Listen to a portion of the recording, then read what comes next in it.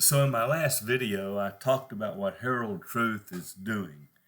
I'm Steve Ridgel, and I've worked for Herald of Truth for 20 years, and I'm excited. We've got a new president with a clear vision, focused on evangelism, focused on planting Spanish-speaking churches, still doing work in English in the States, but really focused on planting a lot of Spanish-speaking churches. And we thought we had an ambitious goal, and God's going to blow right past it. So it's exciting and good. And yes, of course, we're raising money to sustain it all, but it's great. But the question comes up from some, so what am I doing for Herald of Truth now since I don't speak Spanish? Well, as I said, we're still doing stuff in the United States, especially in English and other places too. And I still travel to some places where we've got heavily invested Spanish works and speak through a translator. But let me tell you what I'm still doing for Herald of Truth. One is I'm still writing. I've written several books. I've got a couple more that are well into the drawing board, and we'll see how those come along. And I maybe will tell you more about those as time goes along. But really, one of the things I still do is I speak all over the United States to churches about evangelism. And now, several ways I do that. I consult with a lot of elderships.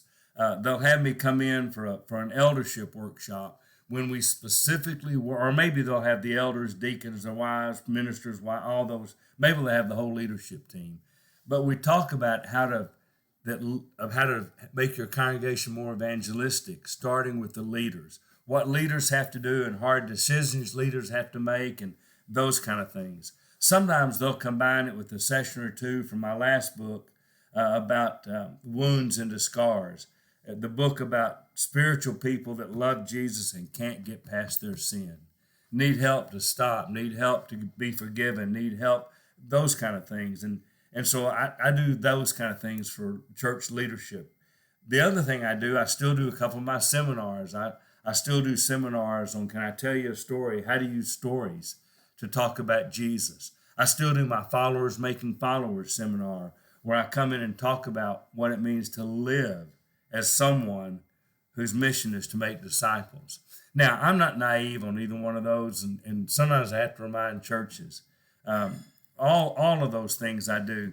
I can go to elders, and we can talk to church leaders about how to be more evangelistic, have a more evangelistic church, and we'll talk about the hard decisions that have to be made. And sometimes I have leadership who says, well, thank you for coming, and that's it. Now, that's fine. They decide how to lead their church. They may not want to be that evangelistic, or they may not want to pay the price that I think they have to. There's all sorts of reasons, and that's fine. But a lot of them do come out with a renewed sense of doing something.